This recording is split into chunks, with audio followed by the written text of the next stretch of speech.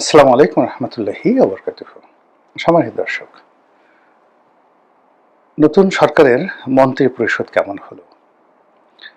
এই মন্ত্রী পরিষদ কতটা সফল হবেন, কতটা ব্যর্থ হবেন এবং এই মন্ত্রী পরিষদের নেতৃত্বে যে দেশ পরিচালিত হবে, এ দেশ কি খুব দ্রুত সিঙ্গাপুরের মতো হয়ে যাবে, থাইল্যান্ডের মতো হবে, কিংবা আমেরিকা, ইউরোপের বা সুইজারল্যান্ডের মতো হয়ে যাবে, নাকি উগান্ডা, বুরুন্ডি, ইথিওপিয়া এ সকল দেশ দীর্ঘদিন যেখানে বিশৃঙ্খলা ছিল এবং এখনো পর্যন্ত যে সকল দেশকে সভ্য মনে করা হয় না, বাংলাদেশ কি সেই পর্যায়ে যাবে কিনা, এই বিষয়গুলো নিয়ে আলোচনা করব। প্রথমত যারা মন্ত্রিপরিষদে স্থান পেয়েছেন সবাইকে স্বাগতম।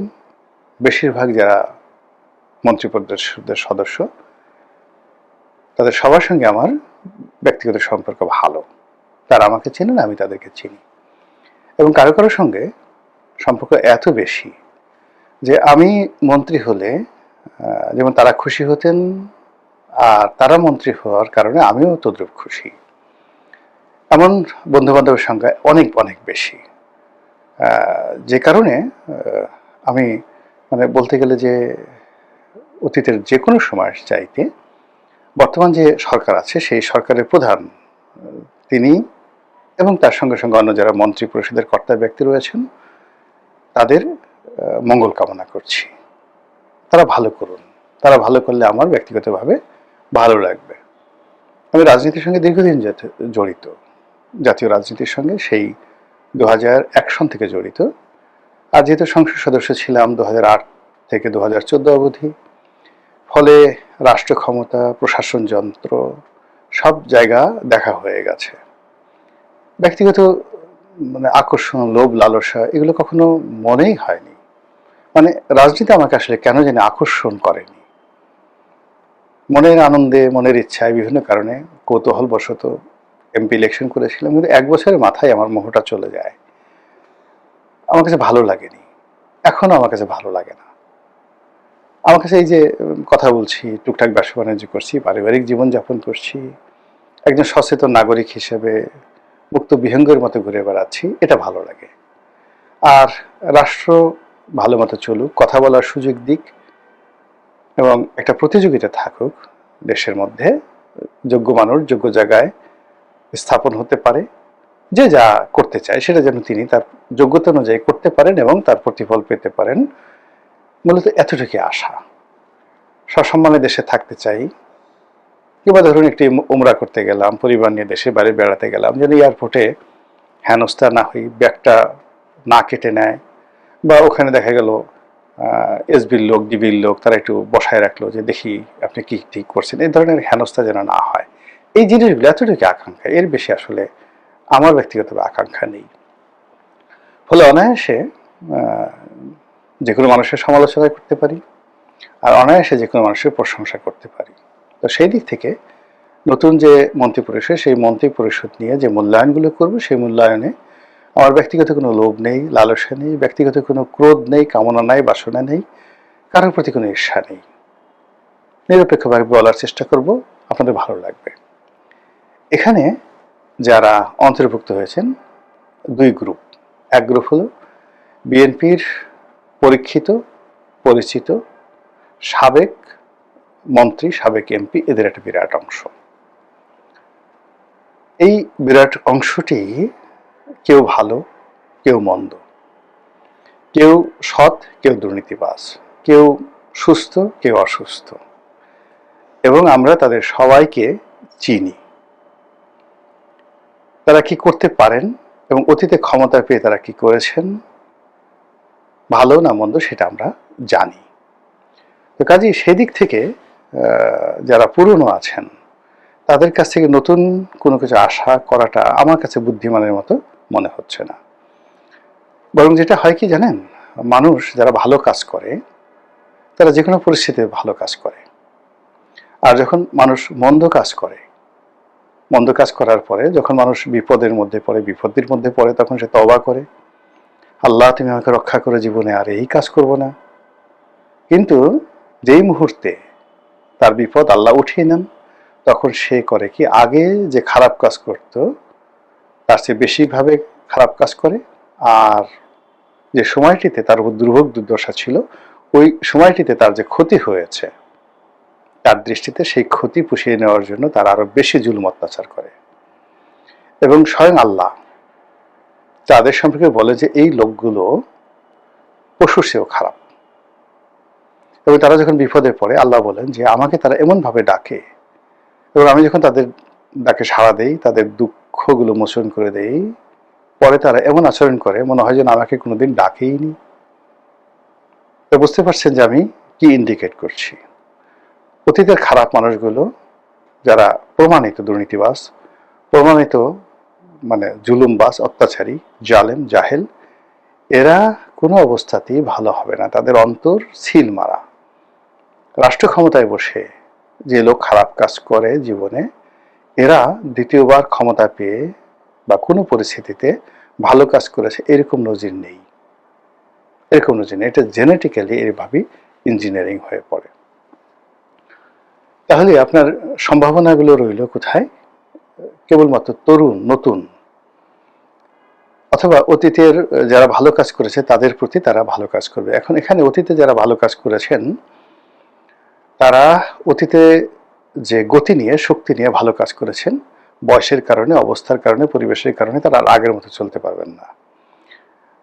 একজন যেমন দেখা গেল যৌবনে সে একটা লাভ দিয়ে সে 10 হাত যেতে পারত, এই বুড়ো বয়সে সে লাভ দিয়ে 2 হাত যেতে পারবে। ফলে তার সততা থাকবে কিন্তু আউটপুট আসবে কম।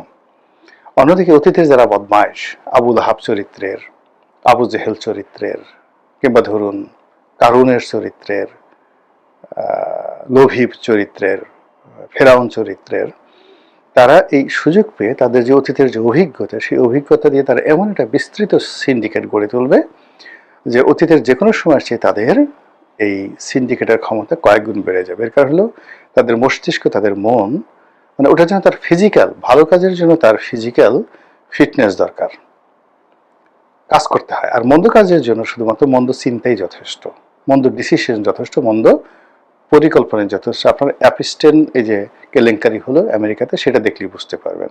তো কাজেই পুরনোদের মধ্যে যারা খারাপ তাদের দ্বারা কি হতে পারে, আর যারা ভালো তাদের দ্বারা কি হতে পারে, আশা করি আপনারা বুঝতে পেরেছেন। এর বাইরে নতুন যারা সংসদ সদস্য হয়েছেন, এদের মধ্যে যারা টাউট, তারা টাউটারি করবেন। যারা ভালো, তারা ভালো কাজ করার চেষ্টা করবেন, এবং টাউটদের দ্বারা আঘাতপ্রাপ্ত হয়ে তারা হতাশ হয়ে পড়বেন, কাজ করতে পারবেন না, পদে পদে বাধাগ্রস্ত হবেন। যারা ইনোভেটিভ তারা নতুন কিছু করার চেষ্টা করবেন। যাদের পাবলিক ফেস রয়েছে, জনগণ যাদেরকে ভালো হিসাবে জানেন, তারা সত্যিকার অর্থে চেষ্টা করবেন যেন জনগণ তাদেরকে স্মরণে রাখে, এবং তাদের এই যে দায়িত্ব আল্লাহর পক্ষ থেকে এসেছে এটাকে তারা সদগায়ে জারি হিসেবে গ্রহণ করে ভালো ভালো কাজ করার চেষ্টা করবেন। তরুণদের মধ্যে যারা এবার প্রথম সংসদ সদস্য হলেন এবং প্রথম মন্ত্রী হলেন। এর বাইরে যে জিনিসটি হবে এই মন্ত্রী পরিষদে, এটা হলো একটা কালেকটিভ এফোর্ট। আপনার যত ভালো কাজই হোক না কেন, যদি এখানে মন্দের পরিমাণ বেশি হয়ে যায় তাহলে এই মন্ত্রী পরিষদের একটা বদনাম হয়ে যাবে। আবার দেখা গেল যে ভালো যারা আছেন তরুণদের মধ্যে, তাদের সংখ্যা এত বেশি যে 2-4-10 জন মন্দ কাজ করছে, ওটাকে খোঁজও নেবে না। তো এই পুরো জিনিসটা নির্ভর করবে যিনি প্রধান নেতা তার উপরে। আমরা যে কাজটি অতীতে করেছি সেটা হলো আমরা নিজেদের পিঠ বাঁচানোর জন্য প্রশংসা করি সবসময় প্রধান ব্যক্তির, এবং আশেপাশের যত লোক আছে সব লোককে আমরা দায়ী করে যিনি প্রধান ব্যক্তি তাকে দায় মুক্তি দেই। যেমন শেখ হাসিনার কোনো দোষ নেই, সব দোষ ওবায়দুল কাদেরের উদাহরণ। এরশাদের কোনো দোষ নাই, সব দোষ শাহ মুয়াজ্জেমের। খালেদা জিয়ার কোনো দোষ নাই, সব দোষ হারিস চৌধুরীর, বা সব দোষ লুৎফুজ্জামান বাবরের। এরকম কথা অনেকে বলার চেষ্টা করবেন। আবার এখন যারা আসছেন সব দোষ অমুকের তমুকের, লেদু গেদু ধলার, তারেক রহমান সাহেব নিষ্পাপ। এই যে আমাদের কথা বলার ধরন এবং প্রকৃতি, এর কারণে আমাদের পতন হয়, এর কারণে আমরা আগাতে পারি না। যখন সত্যিকার অর্থে আপনি যিনি দলের নেতা, পালের গোদা, তাকে পয়েন্ট আউট করে সত্য কথা বলতে না পারবেন, দৃঢ়তা দেখাতে না পারবেন, সাহস না থাকবে, ততক্ষণ পর্যন্ত খোদাই শক্তি, আল্লাহর যে রহমত বরকত আপনাকে কখনো স্পর্শ করবে না। আপনি জমানের সঙ্গে প্রতারণা করবেন, চিন্তা চেতনার সঙ্গে প্রতারণা করবেন, এবং এই সংখ্যা যদি দেশে বাড়তে থাকে ব্যাপক হারে, তাহলে সেই দেশের নেতৃত্ব, সঠিক নেতৃত্ব গড়ে ওঠে না। একজনের পর একজন খারাপ নেতৃত্ব আসতেই থাকে, উগান্ডার মতো। এর কারণে বেশিরভাগ মানুষ এরকম যাকে বলে ভয় পায়, আসল শয়তানকে, বড় শয়তানকে, মেজর শয়তানকে তারা বাদ দিয়ে পিচ্ছি পিচ্ছি শয়তানকে তারা সমালোচনা করে মিনমিনে ভাষায়। কিন্তু এখানে বলতে হবে ঠিক একটা ছোট কাহিনী বলে শেষ করে, যেটা আমি লিখছি। বাদশাহ হারুন আর রশিদের দাদা খলিফা আল মনসুর, মশহুর সম্রাট, যেমনি রাগী তেমনি বুদ্ধিমান সবকিছু। তো তিনি মাঝে মধ্যে দরবারে তিনি সত্য কথা শোনার জন্য লোক ভাড়া করে আনতেন, যারা মুখের উপরে টাটকা কথা বলে, সত্য কথা বলে। তো একবার এরকম তিনি কয়েকদিন কন্টিনিউয়াসলি খালি দালালি শুনতে শুনতে পাগল হয়ে গেলেন। তো বলে যে আমি আর সুস্থ থাকতে পারছি না, আমার সামনে আমার সম্পর্কে সবচেয়ে সত্য কথা বলতে পারে এইরকম একজন লোককে নিয়ে আসো। তো ওই সময়টাতে একজন বিখ্যাত আলেম ছিলেন, ওয়াসিল ইবনে আতা রহমতুল্লাহ আলাইহে, মদিনার অধিবাসী।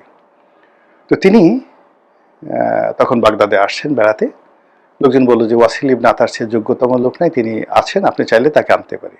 তো ওয়াসিল ইবনে আতাকে আনা হলো। বড় কাহিনী। তো সেই দরবারে তিনি অনেকক্ষণ থাকলেন, এবং একটা সময় খলিফা আল মনসুর জিজ্ঞাসা করলেন যে আমি কেমন মানুষ, আমার সম্পর্কে আপনার মূল্যায়ন কি? তো ওয়াসিল ইবনে আতা বললেন, আপনি হলেন সবচেয়ে বড় শয়তান, এবং সকল শয়তান, আপনার প্রজাতন্ত্রের যত শয়তান আছে সব শয়তানের সর্দার।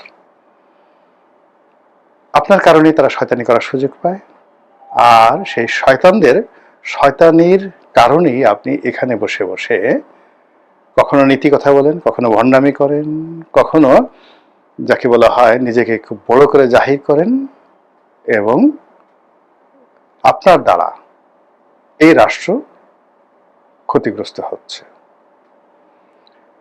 তো খলিফা আল মনসুর বললেন যে আমি সত্য কথা শোনার জন্য একে এনেছি, কিন্তু এই এত সত্য কথা বলছে আমি আর ধৈর্য রাখতে পারছি না, আমি পাগল হয়ে যাচ্ছি। চিৎকার করে উঠলেন যে তুমি, আপনারা মানে দরবারের লোককে বললো যে একে সরাও আমার চোখের সামনে থেকে, নিয়ে যাও।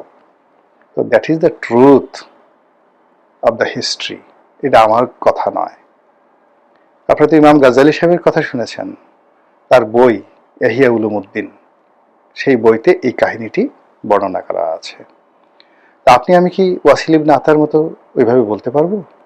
আর ওইভাবে বলতে পারলেই সাম্রাজ্যে একজন খলিফা আল মনসুর তৈরি হবে, সাম্রাজ্যে একজন হাদি তৈরি হবে, আল মনসুরের ছেলে। সাম্রাজ্যে একজন হাদির পরে তার সন্তান খলিফা হারুন আল রশিদ তৈরি হবে।